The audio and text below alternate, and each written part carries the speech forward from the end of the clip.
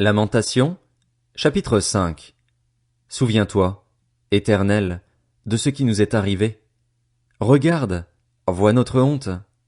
Notre héritage est passé à des étrangers, nos maisons sont passées à des inconnus. Nous sommes devenus orphelins, privés de père. Nos mères sont comme des veuves. Notre eau, nous devons la payer pour la boire. Notre bois, nous devons l'acheter pour pouvoir en disposer. Ceux qui nous persécutent sont sur notre dos. Nous sommes épuisés, nous n'avons pas de repos.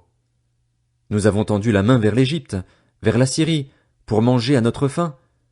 Nos pères ont péché, ils ne sont plus là, et c'est nous qui supportons les conséquences de leurs fautes. Des esclaves dominent sur nous, et il n'y a personne pour nous arracher à leur pouvoir.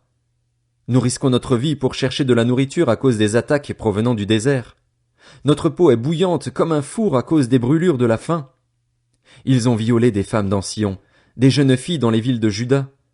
Des chefs ont été pendus par les mains, la personne des anciens n'a pas été respectée.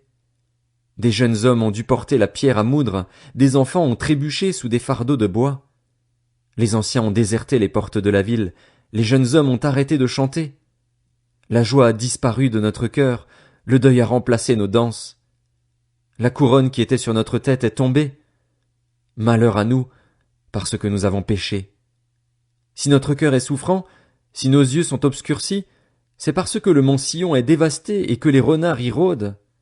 Toi, Éternel, tu règnes pour toujours. Ton trône subsiste de génération en génération. Pourquoi nous oublier définitivement, nous abandonner pendant si longtemps? Fais-nous revenir vers toi, Éternel, et nous reviendrons.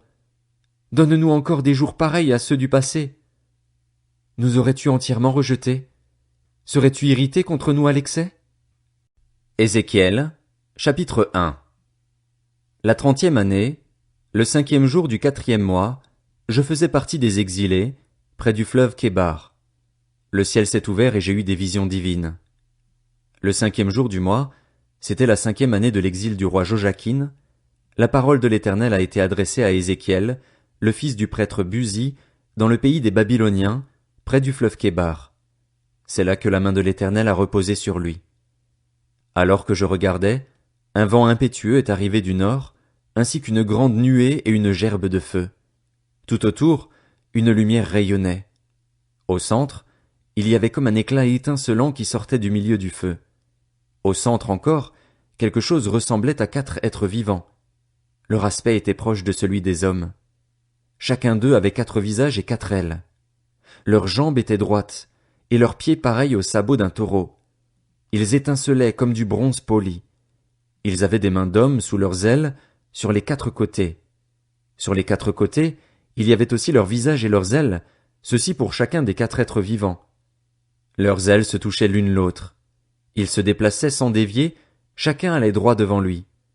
Un de leurs visages ressemblait à celui des hommes, mais tous les 4 avaient aussi une face de lion à droite, une face de taureau à gauche et une face d'aigle.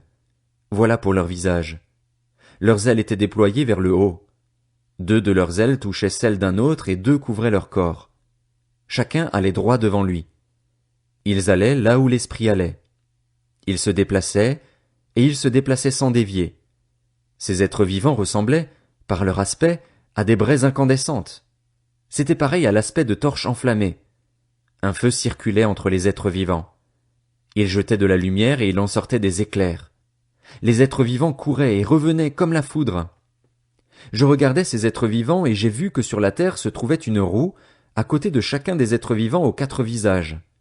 Dans leur aspect et leur structure, les roues avaient un éclat pareil à celui de la chrysolite, et toutes les 4 étaient pareilles.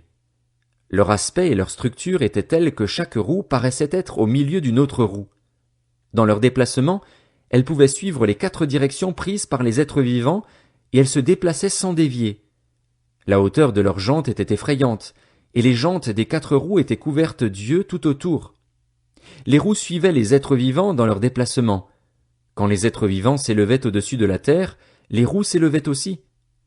Ils allaient là où l'esprit allait, et les roues s'élevaient simultanément avec eux, car l'esprit des êtres vivants était dans les roues. Quand ils se déplaçaient, elles se déplaçaient, et quand ils s'arrêtaient, elles s'arrêtaient. Quand ils s'élevaient au-dessus de la terre, les roues s'élevaient simultanément avec eux, car l'esprit des êtres vivants était dans les roues. Au-dessus de la tête des êtres vivants, la voûte céleste ressemblait à l'éclat d'un cristal. C'était impressionnant. Voilà l'étendue qu'il y avait au-dessus de leur tête. Sous la voûte céleste, leurs ailes étaient tendues l'une contre l'autre, et ils en avaient chacun deux qui les couvraient. Ils en avaient chacun deux qui couvraient leur corps. J'ai entendu le bruit de leurs ailes quand ils se déplaçaient. Pareil au bruit des grandes eaux ou à la voix du Tout-Puissant, c'était un bruit aussi tumultueux que celui d'une armée. Quand ils s'arrêtaient, ils laissaient retomber leurs ailes. Une voix retentissait au-dessus de la voûte céleste qui était sur leur tête, lorsqu'ils s'arrêtaient et laissaient retomber leurs ailes.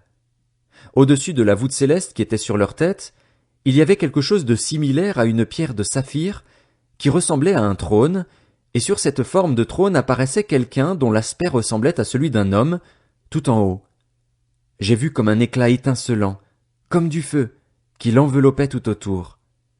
Depuis ce qui semblait être ses hanches jusqu'en haut et depuis ce qui semblait être ses hanches jusqu'en bas, j'ai vu quelque chose de similaire à du feu, une lumière qui rayonnait tout autour. Cette lumière qui rayonnait tout autour de lui avait le même aspect que l'arc-en-ciel dans les nuages un jour de pluie, c'était un reflet de la gloire de l'Éternel. À cette vue, je suis tombé le visage contre terre, puis j'ai entendu quelqu'un me parler. Ézéchiel, chapitre 2. Il m'a dit, Fils de l'homme, tiens-toi debout sur tes pieds et je te parlerai. Pendant qu'il me parlait, l'Esprit est entré en moi et m'a mis debout sur mes pieds. J'ai écouté celui qui me parlait. Il m'a dit, Fils de l'homme, je t'envoie vers les Israélites, vers des nations rebelles qui se sont rebellées contre moi. Eux et leurs ancêtres se sont révoltés contre moi jusqu'à aujourd'hui. Ce sont des enfants à la tête dure et au cœur endurci. Je t'envoie vers eux et tu leur diras, Voici ce que dit le Seigneur, l'Éternel. Qu'ils écoutent ou qu'ils n'écoutent pas, en effet, c'est une communauté de rebelles. Ils sauront ainsi qu'il y a un prophète au milieu d'eux. Quant à toi, fils de l'homme, n'aie pas peur d'eux, n'aie pas peur de leurs discours, même si tu as pour compagnie des ronces et des épines et que tu habites avec des scorpions. N'aie pas peur de leurs discours et ne te laisse pas effrayer par eux, même si c'est une communauté de rebelles. Tu leur diras mes paroles, qu'ils écoutent ou qu'ils n'écoutent pas. En effet, ce sont des rebelles. Quant à toi, fils de l'homme, écoute ce que je vais te dire. Ne te montre pas rebelle comme cette communauté de rebelles. Ouvre ta bouche et mange ce que je vais te donner. J'ai regardé et j'ai vu qu'une main était tendue vers moi. Elle tenait un livre. Il l'a déroulé devant moi. Écrit des deux côtés, il contenait des complaintes, des lamentations et des gémissements.